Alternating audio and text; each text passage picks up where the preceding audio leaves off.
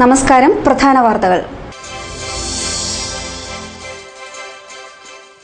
ഇടത് ആഭിമുഖ്യ സംസ്ഥാന ജീവനക്കാരും അധ്യാപകരും അനിശ്ചിതകാല സത്യാഗ്രഹം ആരംഭിച്ചു.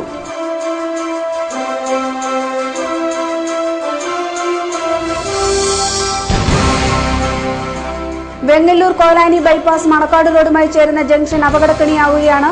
സിഗ്നൽ സംവിധാനം ഏർപ്പെടുത്തണമെന്ന ആവശ്യം ശക്തമാകുന്നു.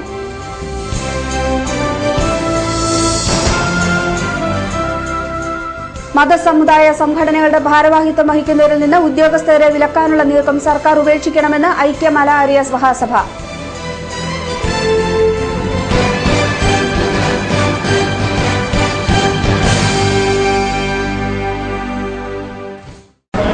വാർത്തകൾ വിശദമായി. ഇടത് ആഭിമുഖ്യ സംസ്ഥാന ജീവനക്കാരും അധ്യാപകരും അനിശ്ചിതകാല സത്യാഗ്രഹം ആരംഭിച്ചു. സെക്രട്ടേറിയറ്റ്, ജില്ലാ ആസ്ഥാനങ്ങൾ എന്നിവിടങ്ങളിലാണ് സമരം. തൊടുപുഴ മുനിസിപ്പൽ മൈതാനിയിൽ നടക്കുന്ന സമരം കിസാൻ സഭ സംസ്ഥാന സെക്രട്ടറി മാത്യു വർഗീസ് ഉദ്ഘാടനം ചെയ്തു. സമരസമിതി ജില്ലാ കൺവീനർ ഡി ബിനിൽ അധ്യക്ഷനായിരുന്നു. T M Gopalakrishnan, A Suresh Kumar, M Latheesh തുടങ്ങിയവർ സംസാരിച്ചു. പണിമുടക്കിൽ പങ്കെടുത്ത ജീവനക്കാർക്കെതിരെയുള്ള പ്രതികാര നടപടി അവസാനിപ്പിക്കുക, പങ്കാളിത്ത പെൻഷൻ പദ്ധതി പിൻവലിക്കുക തുടങ്ങിയവയാണ് പ്രധാന ആവശ്യങ്ങൾ. ഈ സമരം അനിശ്ചിതകാല സമരമാണ്. ആവശ്യങ്ങൾ നേടിയെടുക്കുന്നവരെ തുടരും എന്നാണ് അനിശ്ചിതകാലം എന്ന് പറഞ്ഞാൽ അതുകൊണ്ട് ഉദ്ദേശിക്കും. അത്ര തീവ്രമാണ് ജീവനക്കാർ നേരിടുന്ന ഭരണകൂടത്തിൻ്റെ ഭാഗത്തു നിന്നുള്ള പ്രതികാര നടപടികൾ.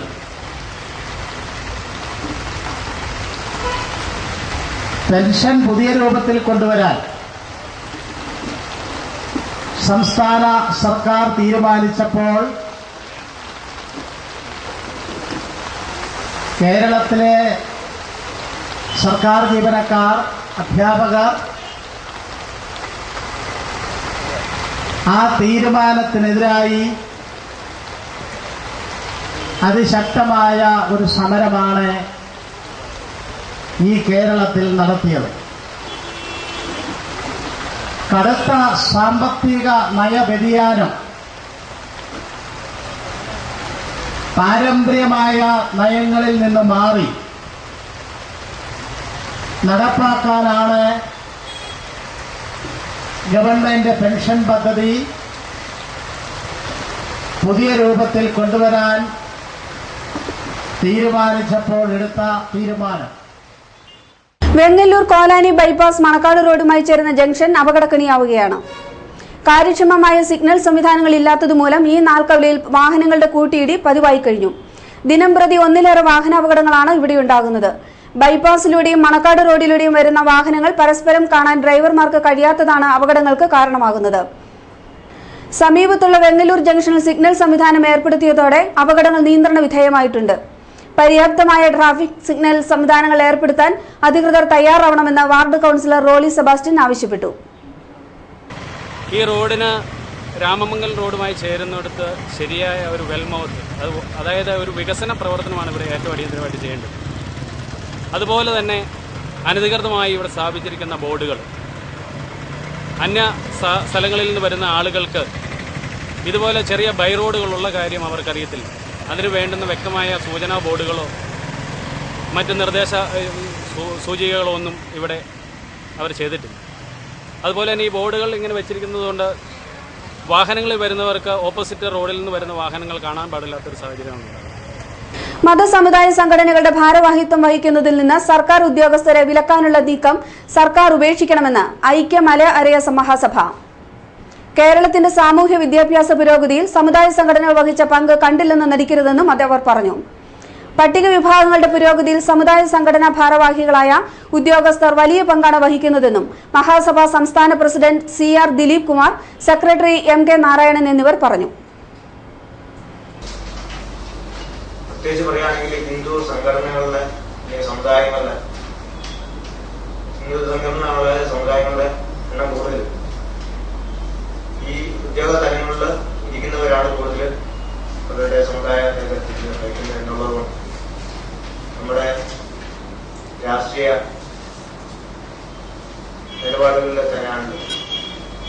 കാലാകാലങ്ങളിൽ വരുന്ന രസങ്ങളിൽ രാഷ്ട്രീയ പാർട്ടികൾ സമുദായ നേതാക്കളെ കാണുകയും അല്ലെങ്കിൽ മറ്റ് മത സംഘടന പുരോഹിതന്മാരെ കാണുകയും അങ്ങനെ ഭരണതലത്തിൽ അവർ എലക്ഷൻ കഴിയുമ്പോൾ ഭരണത്തിലേറുകയും അതിനുശേഷം ഇവരെ ഈ നമ്മുടെ സമുദായ സംഘടനകളുടെ നേതൃത്വത്തിലിരിക്കുന്ന ഉദ്യോഗസ്ഥരെ പിൻവലിക്കുന്നതിനും തീരുമാനം നമുക്ക് ഇത് അംഗീകരിക്കാൻ പറ്റില്ല. അതുപോലെ തന്നെ പട്ടിക മേഖലകൾ പറയുകയാണെങ്കിൽ അട്ടപ്പാടിയിലെ ദുരിതമായിട്ടുള്ള കാര്യങ്ങളൊക്കെ ഇതൊക്കെ പ്രധാനമായിട്ടും പട്ടികവർഗ സംഘടനകളുടെ അല്ലെങ്കിൽ അവരുടെ ഉദ്യോഗസ്ഥന്മാരിൽ അതിന് നേതൃതലങ്ങളിൽ വരുന്നില്ല എന്നുള്ളതാണ്. അങ്ങനെ സമുദായത്തിന്റെ പിന്നോക്ക വിഭാഗങ്ങളുടെ നേതൃത്വത്തിലുള്ള ആളാണ് അതിന്റെ നേതൃത്വത്തിൽ ഇരിക്കുന്നെങ്കിൽ ആ ഉദ്യോഗ തലങ്ങളിൽ ഇരിക്കുന്നെങ്കിൽ അവർക്ക് അതിൻ്റെതായ കാര്യങ്ങളായിട്ട് കൃത്യമായിട്ട് അവിടെ എന്ത് ചെയ്യണമെന്നുള്ളതും അവിടുത്തെ സമുദായങ്ങളെ പിന്നോക്ക വിഭാഗങ്ങളെ ഏകോപിപ്പിച്ച് നടത്താനുള്ള പ്രവർത്തനങ്ങൾ അവരുടെ ആത്മാർത്ഥ. കേരള വ്യാപാരി വ്യവസായി ഏകോപന സമിതി വെള്ളിയാമറ്റം വ്യാപാര ഭവൻ ഉദ്ഘാടനവും വാർഷിക പൊതുയോഗവും നടന്നു. വ്യാപാരി വ്യവസായി ഏകോപന സമിതി ജില്ലാ പ്രസിഡന്റ് മാരിയിൽ കൃഷ്ണൻ നായർ വ്യാപാര ഭവൻ ഉദ്ഘാടനം ചെയ്തു. യൂണിറ്റ് പ്രസിഡന്റ് VS നാസർ അധ്യക്ഷനായിരുന്നു. ജോസ് വഴുതനപ്പള്ളി, തങ്കച്ചൻ കോട്ടയ്ക്കകം തുടങ്ങിയവർ സംസാരിച്ചു. ആദ്യകാല ഭാരവാഹികളെ ചടങ്ങിൽ ആദരിച്ചു.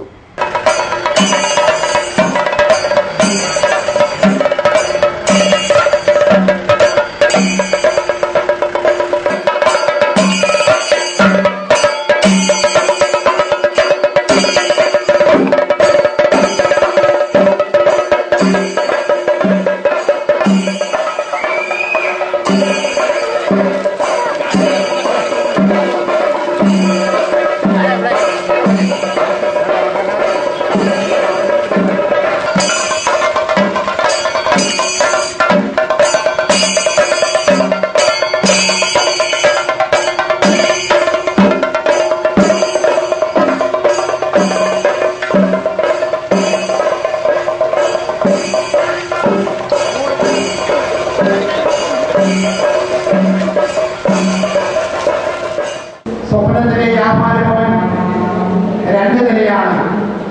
ഇന്നിവിടെ ഉദ്ഘാടനം ചെയ്യപ്പെട്ടത് 1 നിലയാണ്. അപ്പൊ ഇനിയും ഇതിലേക്ക് ഓഡിറ്റോറിയം കൂടി വരാനുണ്ട്.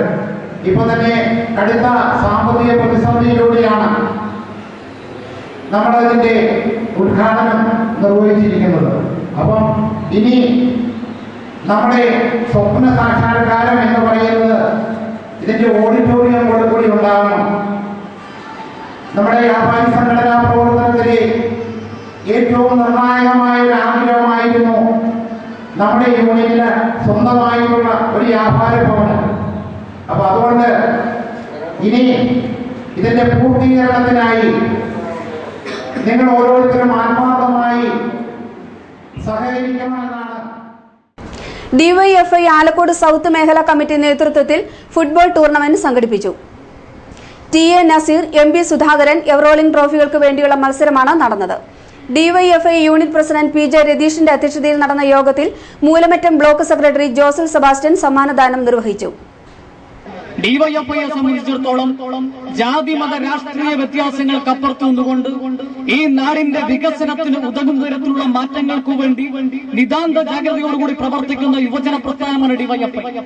ഞങ്ങൾക്കിടയിൽ ഡിവൈഎഫ്ഐക്കകത്ത് പ്രവർത്തിക്കുന്ന ചെറുപ്പക്കാർക്കിടയിൽ ഹിന്ദുവെന്നോ മുസൽമാനെന്നോ ക്രൈസ്തവനെന്നോ നമുക്കറിയാം. ഇവിടെ കളി കാണുവാൻ വേണ്ടി വന്നിരുന്നു ഇവിടെ പായിമാർ, മറ്റുള്ള സംസ്ഥാനങ്ങളിൽ നിന്ന് പണി ചെയ്യുവാൻ വേണ്ടി ഈ നാട്ടിൽ വന്ന ആളുകളടക്കം ഇവിടെ വന്ന് കളി കണ്ടു.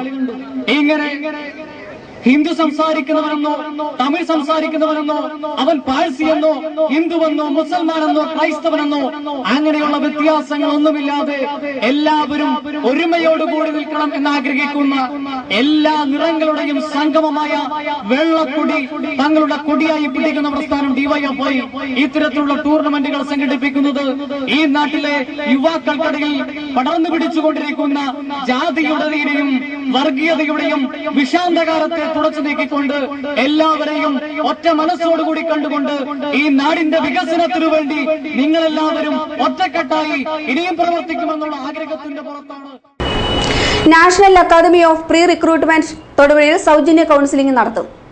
പ്രീ റിക്രൂട്ട്മെന്റ് ട്രെയിനിങ്ങിൽ പങ്കെടുക്കുന്നവർക്ക് വേണ്ടി 29 മുതൽ 31 വരെയാണ് കൌൺസിലിംഗ്.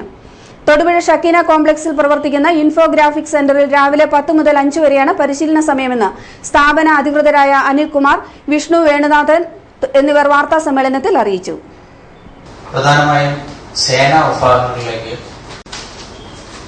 ഉദ്യോഗം നേടുന്ന ഉദ്യോഗാർത്ഥികൾക്ക് വേണ്ടിയിട്ട് ഒരു പ്രീ കോച്ചിംഗ് പ്രോഗ്രാമാണ് NAPT കേരളത്തിൽ ആദ്യമായി വിഭാവനം ചെയ്യുന്നത്.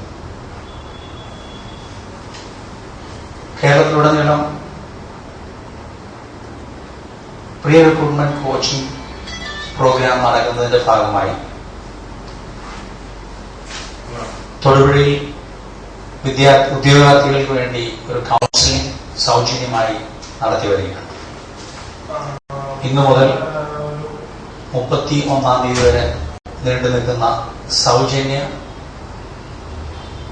കൗൺസിലിംഗ് പ്രോഗ്രാമിലേക്ക് ഉദ്യോഗാർത്ഥികളെ ഞങ്ങൾ സ്വാഗതം ചെയ്യുന്നു. Army, navy, air force, paramilitary forces, state police എന്നിവയിലേക്കുള്ള ട്രെയിനിങ് ആണ് കൊടുക്കുന്നത്. അതായത് അക്കാഡമിക് ആൻഡ് ഫിസിക്കൽ ട്രെയിനിങ് കുട്ടികൾക്ക് കേരളത്തിലുടനീളം ഓരോ മുനിസിപ്പാലിറ്റിയിലും ഓരോ സ്റ്റഡി സെന്റേഴ്സ് ആരംഭിച്ച് ഞങ്ങൾ അവർക്ക് 3 മാസത്തെ ഒരു ട്രെയിനിങ് കൊടുക്കുകയാണ്.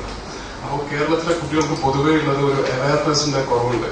ഏതൊക്കെ ഡിഫൻസ് ഫോഴ്സസിലേക്ക് പോവാം, ഏത് ഡിഗ്രി ഉണ്ടെങ്കിൽ അവർക്ക് പോകാൻ പറ്റുന്ന കാര്യങ്ങളെ പറ്റിയൊക്കെ അവർക്ക് അത്ര അറിവില്ല. അപ്പോൾ ആ അവയർനെസ് ക്രിയേറ്റ് ചെയ്യാനും കുട്ടികളെ ഈ സേനാ വിഭാഗത്തിലേക്ക് ട്രെയിനിങ്ങിന് പ്രാപ്തരാക്കാൻ വേണ്ടിയാണ് ഞങ്ങൾ ഈ കോച്ചിങ് വിഭാഗം ചെയ്യുന്നത്. റിട്ടയർഡ് ഓഫീസേഴ്സ്, റിട്ടയർഡ് ആർമി റാങ്കിലുള്ള ഓഫീസേഴ്സ് ആണ് ഇതിന്റെ ഡയറക്ടർ ബോർഡിലുള്ളത്.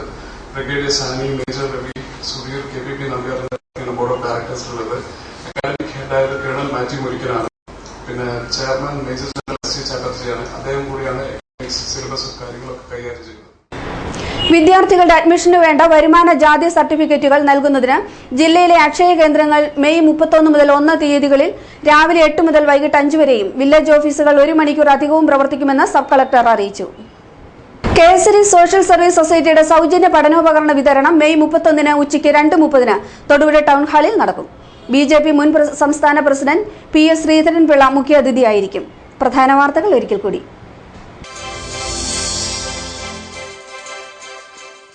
ഇടത് ആഭിമുഖ്യ സംസ്ഥാന ജീവനക്കാരും അധ്യാപകരും അനിശ്ചിതകാല സത്യാഗ്രഹം ആരംഭിച്ചു.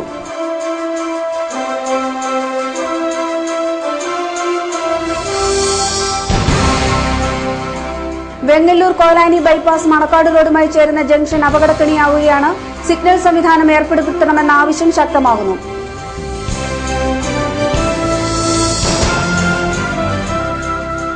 മതസമുദായ സംഘടനകളുടെ ഭാരവാഹിത്വം വഹിക്കുന്നവരിൽ നിന്ന് ഉദ്യോഗസ്ഥരെ വിലക്കാനുള്ള നീക്കം സർക്കാർ ഉപേക്ഷിക്കണമെന്ന് ഐക്യ മല ആര്യാസ് മഹാസഭ.